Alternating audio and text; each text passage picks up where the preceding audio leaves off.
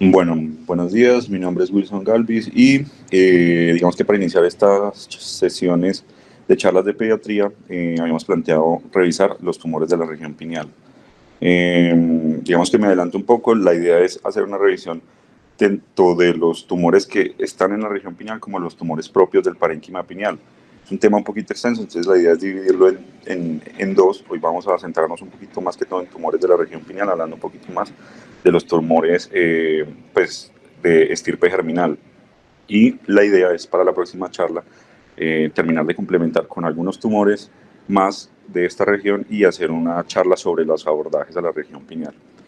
Entonces, a propósito de un caso clínico que se tuvo recientemente en el servicio, entonces ese caso es un masculino de 10 años sin antecedentes de importancia que consultó porque tenía 7 días de una cefalea intensa progresiva que empeoraba con el Valsalva, una cefalea con signos de alarma. Y la cefalea, reinterrogándolo, había sido intermitente durante el último mes, hasta ahorita que se hizo continua antes de consultar.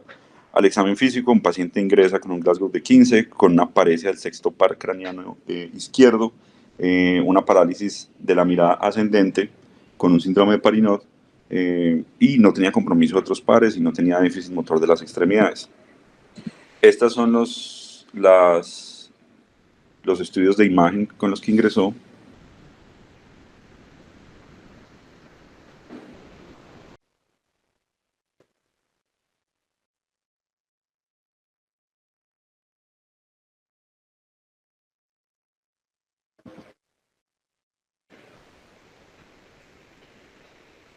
Entonces en las imágenes se ve claramente un paciente con una lesión como de aspecto quístico heterogéneo de la región pineal, un paciente de 10 años. De pronto alguien quisiera hacer alguna sugerencia sobre qué diferencial propondría y qué cree que el siguiente paso como en el algoritmo del abordaje diagnóstico de este paciente.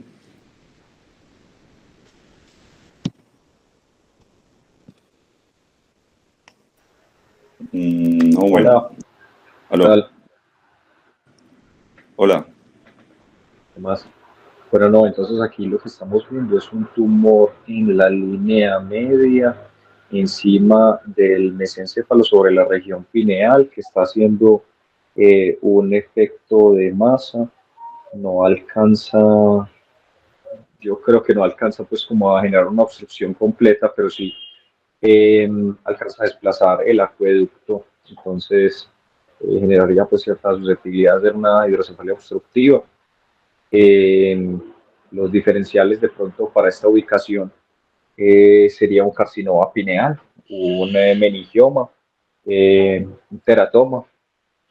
Yo creo que de pronto se inclinaría más uno por teratoma en vista que el tumor tiene contenido quístico, creo que vi calcificaciones, es muy heterogéneo, pero se distingue macroscópicamente pues como su contenido, tiene un realce ahí al contraste importante, pero no es uniforme ni periférico.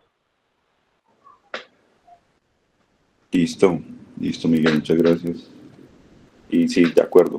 Entonces, partiendo de unas generalidades, digamos que entonces vamos a hablar que específicamente los tumores de la región pineal implican un desafío neuroquirúrgico, y esto es por la estrechez del corredor, digamos, quirúrgico que se puede llegar a tener a veces, y la confluencia de múltiples estructuras que son críticas, tanto vasculares como, digamos, estructuras elocuentes muy cercanas que también se pueden ver afectadas cuando pues, se presenta un tumor en esta región. De por sí los tumores de la región pineal son un grupo raro y heterogéneo de entidades, por lo que les dije, comprenden tanto tumores propios del parénquima pineal como tumores de estirpe germinal y algunos otros tumores aledaños que pueden crecer e invadir hacia la región pineal. Digamos que característicamente hay una distribución de acuerdo a la edad y el sexo que le hacen pensar a uno en el posible diferencial o en el posible grupo de tumores que podría estar pensando, y esto es fundamental tenerlo en cuenta.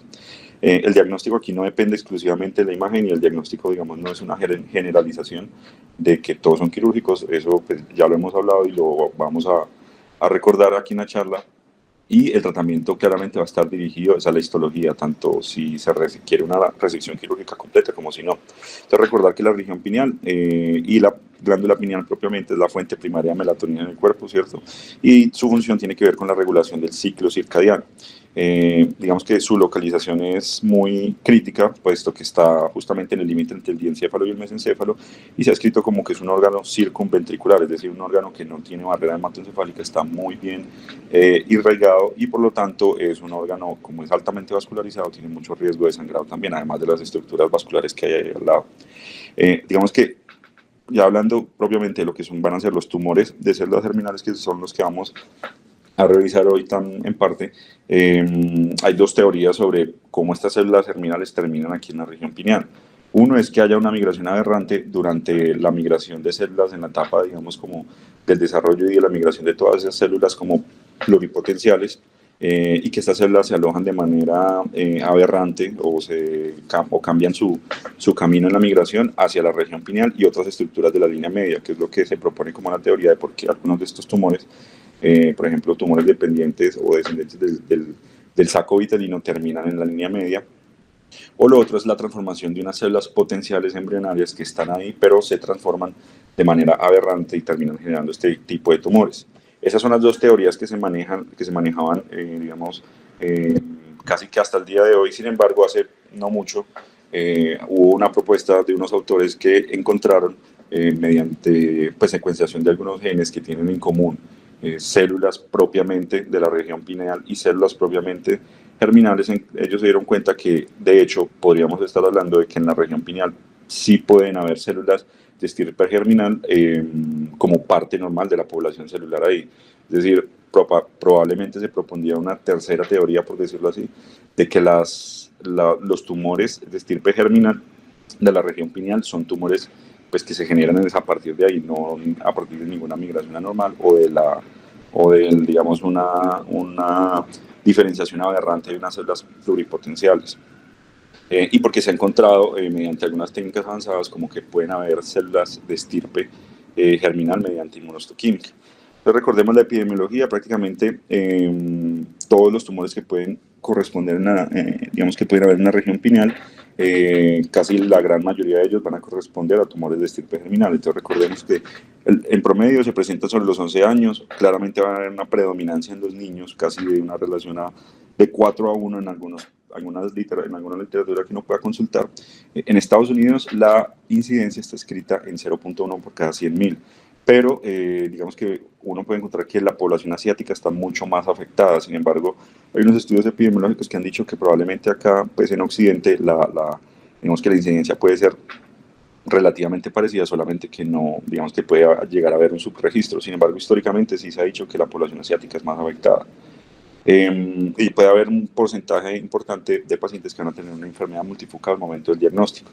Estos se distribuyen, digamos que más o menos así, en la región pineal. Los tumores germinales, más o menos un 33%, los que son germinales no germinomatosos, 30%, tumores propiamente del parénquima pineal, como el pineoblastoma, el 22%, y otros tipos de tumores como gliomas o tumores, o el otro tumor que hace parte de ahí, que es el teratoide rhabdoide típico, en una menor proporción.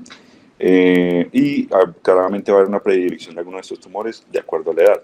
Entonces, la clasificación de estos tumores de estirpe germinal, recordemos que antes se clasificaban también de acuerdo a la presencia de si eran secretores o no secretores, pero eso también como que se revalidó y se determinó que finalmente pues, la clasificación terminó siendo en tumores germinales, tumores germinales de tipo germinoma, en los germinales no germinomatosos, y se supone que en estos no germinomatosos también están incluidos los teratomas, pero de hecho, por el hecho de que tienen como un comportamiento pronóstico diferente con el manejo, también se pueden considerar como un grupo aislado, específicamente el teratoma maduro, ¿cierto? Los tumores del parénquima pineal, de los cuales casi que todo lo que lo componen son el pineoblastoma y el pinealocitoma, algunos tumores neuroepiteliales que se pueden describir, pero son extremadamente raros, como tumores gliales de origen pineal y otros tumores misceláneos que pueden aparecer en esta región. Entonces, de los tumores no germinomatosos podemos tener el carcinoma embrionario, el tumor del saco vitelino, el coriocarcinoma y el teratoma inmaduro, ¿cierto? Y podemos también tener un grupo de tumores que son de una estirpe mixta. Recordar que acá la región de la glándula pineal, que la vamos a revisar en más detalle en la próxima charla, es una región muy compleja desde el punto de vista anatómico, múltiples estructuras venosas y arteriales que confluyen, y unas estructuras que son, pues, digámoslo, elocuentes y muy sensibles a cualquier aparición de una lesión en esta región.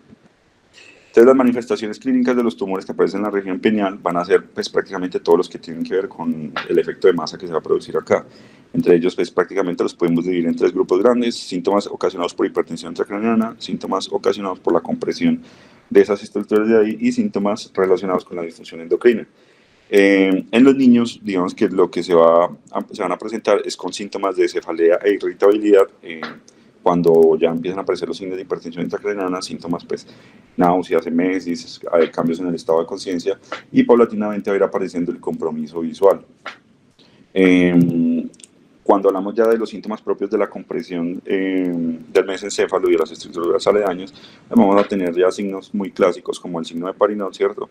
Una parálisis para la mirada hacia arriba, podemos tener compromiso ya de algunas pares craneales específicos, descrito mucho el cuarto par, y síntomas también cuando las masas alcanzan un volumen suficiente de compresión de los pedúnculos cerebelosos superior, y ocasionando algunos síntomas cerebelosos como marchas atáxicas o dismetrías. Y las disfunciones endocrinológicas cuando algunos de estos tumores que vamos a ver que tienen un componente bifocal se presentan en la región pineal y en la región supracelular, pueden tener un compromiso dado por presencia pues, de diabetes insípida, o algunos de estos tumores que tienen producción de algunos marcadores que vamos a ver, como por ejemplo la beta-HCG, que tiene una similaridad con la hormona luteinizante y la folículo estimulante, puede generar pubertad precoz, aunque esto no es como tan, digámoslo, como tan bien estudiado en este grupo de tumores.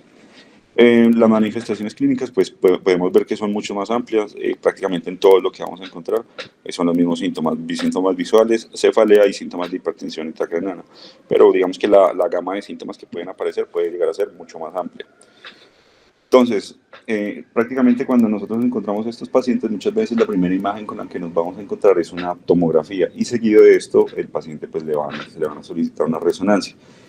El diagnóstico de elección para estudiar estas lesiones siempre va a ser la resonancia. Y es muy importante tener en cuenta que siempre que estos pacientes se le encuentre una lesión en la región pineal, por lo general debe hacerse un estudio completo de todo el neuroeje, porque de entrada ojalá se pueda pues, descartar la presencia de compromiso pues, leptomeningio a nivel de toda la médula espinal por metástasis en gotera, o bueno, en general por cualquier compromiso metastásico.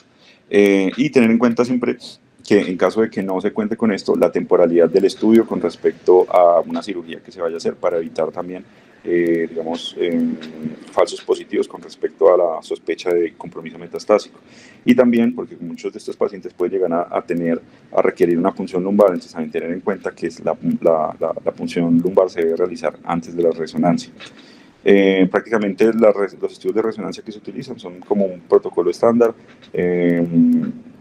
eso sí, el estudio siendo contrastado, y digamos que la otra herramienta diagnóstica con la que disponemos son los marcadores séricos, que específicamente son dos desde el punto de vista diagnóstico. Uno es la gonadotropina coriónica humana, ¿cierto? La beta-HCG, la cual la vamos a encontrar en el tumor, específicamente en los tumores que tienen un componente de un sitio trofoblasto, un componente trofoblástico, es decir, el coriocarcinoma, ¿cierto? Y algunos tumores como los carcinomas embrionarios, porque también pueden llegar a tener un componente de este tumor. Y la alfa-fetoproteína, que es una proteína que se produce pues, durante la gestación. Digamos que es una proteína que con el tiempo, a medida que después de que nace el niño, es una proteína que se va a reemplazar por la albúmina, y su secreción, digamos, anormal, su presencia normal en el suero y en el líquido cefalorraquídeo, claramente nos va a hablar de que hay algún tumor que está produciendo esto. Y estos tumores usualmente son los tumores que son derivados del saco vitelino. Este tipo de tumores, justo con, por ejemplo, los teratomas inmaduros, tienen el potencial de secretar estas dos proteínas. Hay otros marcadores que se han estudiado, como por ejemplo la fosfatasa alcalina placentaria, pero desde el punto de vista diagnóstico no se usa. Eso se usa más que todo, o sea, en la parte clínica, sino que se usa más que todo como en la parte ya del estudio de marcadores inmunistoquímicos, le puede llegar a ver como más utilidad. Entonces, el germinoma, recordar que es el más común de estos tumores de la región pineal, ¿cierto? Puede llegar a ser el 2, pues 2/3 partes, hasta un 60% de estos tumores de células germinales de esta región. Como les dije, se originan de las células germinales primordiales, pero pues eso todavía está como en reevaluación porque no ha sido comprobado. Y son tumores que pueden presentar elevación de la beta HCG. Digamos que una elevación en una pequeña proporción puede ser esperable porque pueden llegar a tener un componente de sincito trofoblast. Cuando estas lesiones pueden llegar a tener este componente bifocal en la región pineal y supracelular, se puede llegar a considerar patognomónico, pero eso también, digamos que tiene como como una excepción, porque hay algunos estudios que ahorita les voy a mostrar que han demostrado que esto puede no llegar a ser así. Y se sabe que son extremadamente quimio y radiosensibles, y de hecho se aprovecha de esa característica para evitar, pues en muchos casos, llevar a intervenciones quirúrgicas. Desde el punto de vista imagenológico, la apariencia del tumor es de un tumor sólido, ¿cierto? Puede llegar a tener una extensión vitalámica y también es una característica importante porque se presenta con mucha frecuencia. El patrón de calcificación también está descrito como muy característico, y es que en estos tumores, pues la calcificación está como si fuera engullida dentro del tumor en toda la mitad, que le ayuda a diferenciar de otros tumores, por ejemplo, que también tienen un patrón de calcificación, como los tumores propios del parénquima pineal u otros tumores, pero ya obviamente aquí el patrón de imagen es muy diferente, como el teratoma. Otras características, por su alta celularidad, pues van a tener bajos valores en el mapa ADC y con una captación fuerte y casi homogénea del contraste.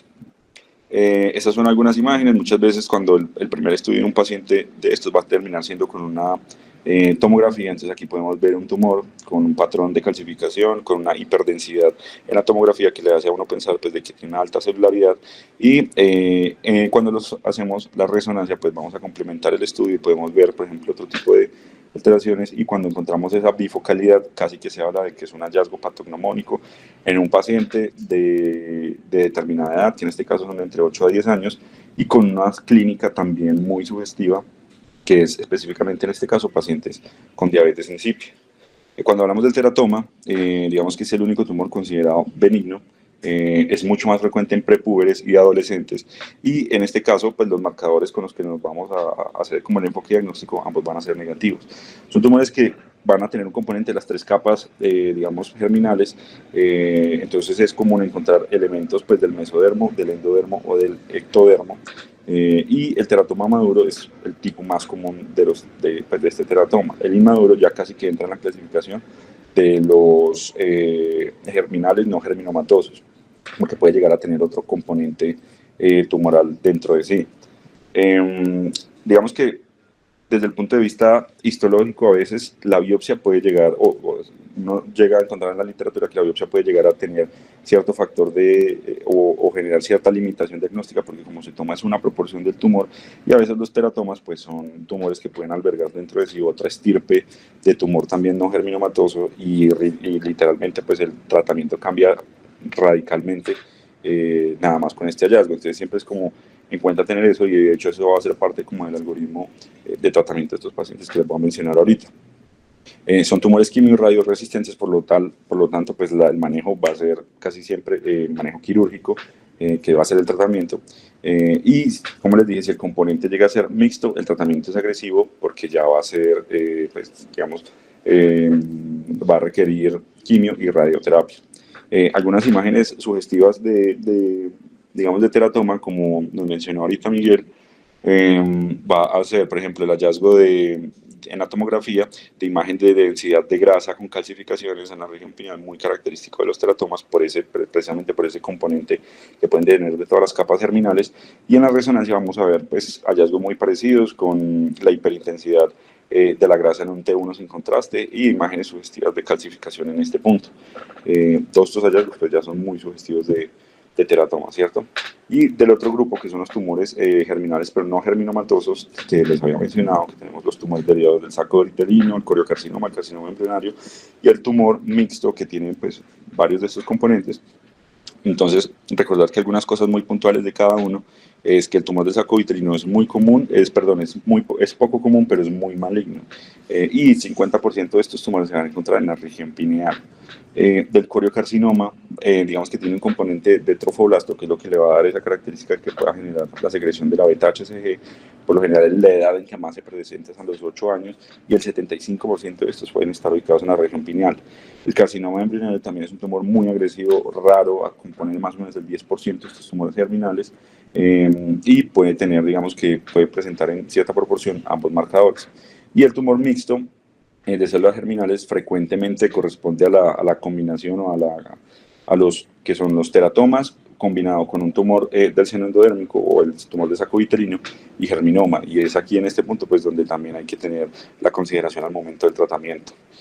Muchos de estos tumores se caracterizan porque en la imagen pueden tener también un aspecto así como heterogéneo y muchas veces con focos hemorrágicos precisamente relacionados con ese alto grado que pueden llegar a tener.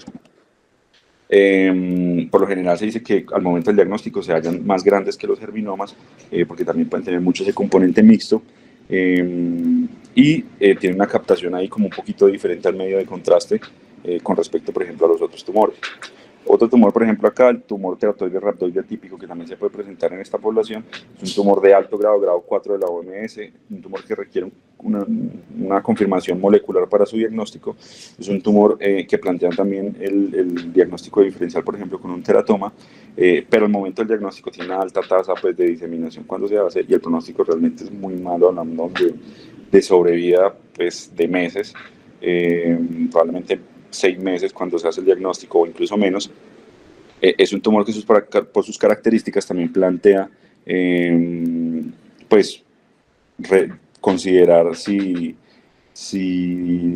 requiere pues algún estudio adicional, por ejemplo desde el punto de vista histológico como una biopsia.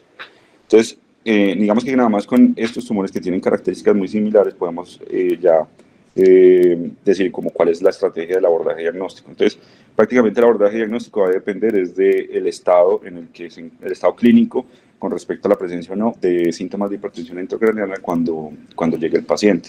Si el paciente claramente va a estar pues, con síntomas de hipertensión intracraneana, estuporoso, comatoso, en ese caso pues hay que hacer una neuroimagen de urgencia, y lo que habría que hacer es buscar un método derivativo de líquido cefalorraquídeo.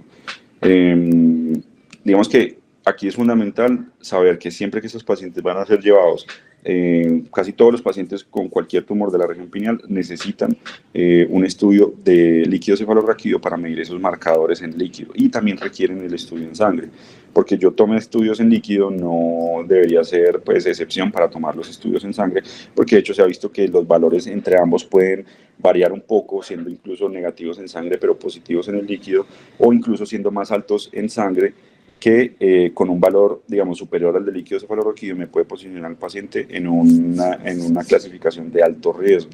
Entonces es por eso necesario hacer la medición de los marcadores como en ambos compartimentos. Si el paciente tiene signos de hipertensión pero clínicamente está estable, podemos entonces proceder primero con la toma de la resonancia o de los marcadores en suero, y si el paciente está estable, no tiene síntomas, hallamos la lesión, pues entonces muy parecido, podemos proceder primero con el estudio en suero, la resonancia de una vez craneoespinal, y posterior a eso entonces se mira qué tipo de procedimiento requiere. Entonces cuando requieren un procedimiento derivativo, la idea en casi toda la literatura que uno encuentra hoy en día es, en lo posible, evitar el uso de derivaciones permanentes, o si el paciente, y se dispone, siempre el paciente se va a beneficiar de una tercera ventriculostomía endoscópica. Y cuando no se encuentra en este medio, siempre intentar es dejar una derivación ventricular externa. En este mismo procedimiento, por lo general, si es posible y lo permite como la anatomía, realizar un estudio pues, patológico con una biopsia, ¿cierto? Y a partir de eso, pues ya planteamos pues como el árbol de decisión de acuerdo a los resultados. Entonces, digamos, a partir de la medición de los marcadores en suero y en líquido cefalorraquídeo, podemos determinar si la mayoría de los tumores que son germinales, no germinomatosos, tienen un componente secretor. Entonces, automáticamente, digamos, bajo la guía europea, que es esta que les estoy mostrando, porque los americanos tienen como un valor un poco diferente de estos puntos de corte, y los asiáticos, específicamente los japoneses, que también tienen, pues manejan mucho esta patología, ellos también tienen como como un algoritmo un poco diferente, pero bajo la guía europea, digamos que los tumores con este componente secretor automáticamente van a ser tumores no germinomatosos, ¿cierto? Y el tratamiento se puede adoptar como tal, que ya lo vamos a ver. Sí, estos pacientes, sí, digamos, no hay evidencia de que hay una actividad secretora, pero estamos en el contexto de un paciente de 8 a 10 años a manifestaciones endocrinológicas por una diabetes insípida, que tiene una enfermedad bifocal en la imagen. Lo que nos sugiere la guía es que en este caso podría ser racional no tomarle una biopsia porque casi que este hallazgo puede ser patognomónico de un germinoma. Son tumores, como les había dicho, altamente quimio y radiosensibles, y en este caso pues proceder de una vez con el tratamiento. Pero cuando no contamos, digamos, no contamos ni con este tipo de paciente ni con estos marcadores, en este caso pues habría que hacer una biopsia programada para conocer pues propiamente la histología y ahí sí seguir con el árbol de tratamiento, ¿cierto? Cuando tenemos pues las lesiones bifocales ahí, muy patognomónicos del germinoma, y digamos que en literatura reciente se han encontrado casos de que estos tumores bifocales, no siempre, pero en una proporción muy pequeña, pueden ser otro tipo de tumor no germinomatoso, específicamente un carcinoma embrionario. Pero la frecuencia, de hecho, hay un estudio de los japoneses que prácticamente a todos sus pacientes, independientemente de si tiene estas características, los llevan a biopsia, que encontraron que aproximadamente 1 en casi 90 pacientes que tienen estas lesiones bifocales, esto puede llegar a ser es un carcinoma embrionario. La guía europea sugiere que pues esta frecuencia puede llegar a ser tan baja que por ahora no, pues ellos como que se mantienen en su posición de que pues lo ideal es en estos pacientes seguir con el algoritmo de tratamiento de los germinomas y obviamente hacerle un seguimiento pues, a la respuesta al tratamiento. Los marcadores tumorales moleculares propiamente en esta patología no tienen implicación diagnóstica ni terapéutica, por lo que se utilizan es como desde el punto de vista del diagnóstico histológico en la inmunohistoquímica, para hacer el diagnóstico cuando a veces pueden haber hallazgos que son equívocos y no ven como claridad sobre pues, el tratamiento, sobre el diagnóstico específico. Entonces, en la mayoría de estos casos, estos pacientes siempre, casi que en todos los documentos de la literatura que uno revisa más actualizados, siempre sugieren y abogan es por el uso del endoscopio, tanto para el manejo de la hidrocefalia como para la realización pues, de la biopsia, de la toma de la muestra de patología. Cuando no, lo que sugieren es realizar una ventriculostomía externa y evitar una posible entrada de estos pacientes, dejarle una derivación definitiva. Por medio de la tercera ventriculostomía se puede resolver la hidrocefalia, hacer una toma del líquido cefalorraquídeo, ¿cierto? Con citología, que hacen énfasis en que esto es muy importante, más los marcadores, más el estudio de biopsia. A veces, digamos que para poder alcanzar la región pineal, habría que hacer como una modificación al punto de entrada, digámoslo, como estándar que se utiliza para la tercera ventriculostomía endoscópica, y algunos autores sugieren que pues otra de las formas de cómo abordar esta dificultad técnica podría ser el uso de un endoscopio flexible o el uso de un lente de 30 grados. Sin embargo, pues obviamente no se dispone esto pues en todos los sitios, entonces probablemente toca ver pues qué tanto la anatomía de los ventrículos y haciendo una modificación del punto de entrada me permite hacer pues ambas cosas a la vez, ¿cierto? Como en esta imagen que me permite pues el uso de acceder a dos puntos con un poco más de facilidad. Entonces ya propiamente hablando del tratamiento, el germinoma cuando es localizado tiene digamos, una muy buena respuesta al tratamiento. Se habla de que con los esquemas de quimio y radioterapia actuales se alcanzan una muy buena sobrevida a largo plazo. Digamos que han habido varios estudios, tanto asiáticos como europeos y los americanos, donde puede variar muchas veces es en la dosis de la radiación que se les administra. Y lo que sí se ha establecido también es que es de todos los tumores germinales el que tiene el mejor pronóstico, con sobrevidas globales y sobrevidas libres de progresión a 10 años, que son muy buenas. Pero lo importante siempre es saber que en estos tumores a veces, y siempre hay que estar muy pendiente, es de que siempre puede haber un componente mixto que puede cambiar completamente el tratamiento que se les debe ofrecer a estos pacientes. Cuando hablamos del germinoma metastásico, inclusive en este contexto de metastásico, digamos el pronóstico sigue siendo favorable. Es importante, y lo recalca la guía, es que es la realización de la citología en líquido cefalorraquídeo. Digamos que la presencia de células atípicas pues, anormales, ¿cierto? En líquido cefalorraquídeo es muy sugestiva de una enfermedad metastásica. Cuando uno tiene líquido por eso es importante la toma de líquido apenas se entra con el endoscopio, porque la presencia de células en el ventrículo me sugiere que puede haber una enfermedad metastásica, y en este caso lo que yo tengo que hacer es esperar 2 semanas y hacer una punción lumbar para determinar si voy a encontrar también esas células en el líquido cefalorraquídeo lumbar y determinar si la enfermedad es metastásica. ¿Por qué? Porque ellos hacen la diferencia de que es diferente la enfermedad metastásica a la enfermedad bifocal. A pesar de que cuando uno mira la bifocalidad, pues son dos tumores que es cierto que son dos focos diferentes de tumor, y que muchas veces lo que se habla es de que en la endoscopia se pueden ver como focos de tumor a lo largo del tercer ventrículo, que no son evidenciables en la imagen. Entonces hay que hacer como bien esta distinción. Sin embargo, aún así, digamos que el pronóstico es bueno. Lo que puede cambiar un poco es el esquema de tratamiento, si se da o no neoadyuvancia con quimioterapia, pero casi que siempre el tratamiento de base es la radioterapia cráneoespinal. Y cuando la enfermedad es mucho más extensa, incluso así, el diagnóstico sigue siendo favorable. Entonces, cuando hablamos del tratamiento, digamos que prácticamente este es el esquema que utilizan los europeos: dosis de ciclos de quimioterapia con carboplatino etopósido y etopósido y fosfamida, y una evaluación después para determinar la respuesta al tratamiento. Dependiendo de la respuesta al tratamiento, lo que se hace es darle radioterapia, pero radioterapia centrada y focalizada como en los ventrículos y en el lecho tumoral. En el lecho tumoral, por ejemplo, cuando hay una respuesta parcial o cuando la enfermedad ha estado estable. Y en el germinoma metastásico, pues prácticamente es la radioterapia craneoespinal más digamos, como un refuerzo sobre el foco macroscópico del tumor. Y el germinoma, digamos, ¿en qué papel? Porque pues sabemos que es un tumor que es quimio-radiosensible, entonces ¿qué papel tiene la cirugía? Entonces la cirugía tiene un papel importante cuando hay un residuo tumoral después de la quimioterapia. A pesar de que este se considera un factor que no es de mal pronóstico, y de hecho en alguna literatura uno puede encontrar que ese residuo se le puede hacer un seguimiento, se considera que cuando es factible estas lesiones se pueden llevar a cirugía. ¿Por qué?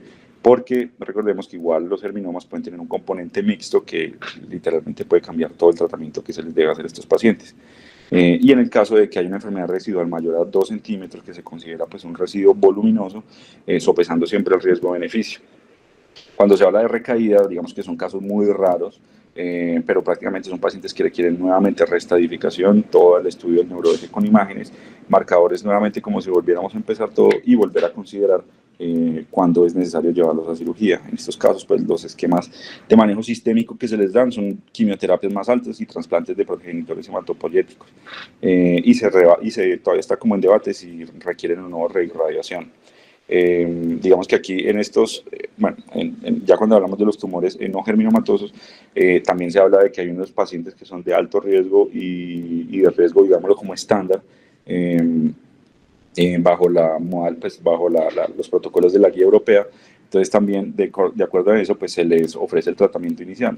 Digamos que casi siempre son ciclos iniciales de neoadyuvancia pues con quimioterapia y evaluar pues la respuesta que ha tenido al tratamiento. De acuerdo a si ha tenido respuesta completa, pues se les dan unos refuerzos y posteriormente ciclos de radioterapia. O muchas veces, en la mayoría de los casos, cuando hay enfermedad residual, siempre hay que considerar, de acuerdo pues al residuo y siempre sopesando riesgo-beneficio, el papel de la cirugía en el manejo de esta enfermedad, que muchas veces va a ser posterior a la quimiorradiación. Siempre recordar que estos tumores, cuando tienen, a pesar de que sean germinomas y tienen un componente mixto, se deben tratar como el componente mixto principalmente. Y el papel de la second look surgery, que lo mencionan muchas veces, precisamente eso: intentar mejorar un poquito el pronóstico, los resultados de estos pacientes. Por ejemplo, es un tumor no germinomatoso al que se le dio inicialmente la quimioterapia, que respondió muy bien, y la enfermedad residual se trató con cirugía. Claro, en estos pacientes pues digamos que la sobrevida del pronóstico puede mejorar de forma sustancial. Entonces por eso siempre es necesario tener en cuenta que esta es pues como una indicación de cirugía en estos pacientes. Y prácticamente, para resumir, ¿qué pacientes necesitan cirugía después de neoadyuvancia? Los pacientes con tumores no germinales, tumores germinales no germinomatosos después del tercer ciclo de quimioterapia, si hay enfermedad residual, el germinoma que no responde adecuadamente al tratamiento, Y cuando hay, por ejemplo, en el escenario de un germinoma y un teratoma, porque el componente germinomatoso puede, digámoslo, responder bien a la quimiorradiación, pero el teratoma no. Entonces, sabemos que el manejo del teratoma propiamente es quirúrgico. Y finalmente, pues el teratoma, ¿cierto? Prácticamente la resección completa es el tratamiento definitivo y con un efecto curativo. Son tumores quimio-radioresistentes, no requieren terapia complementaria por lo general cuando son maduros.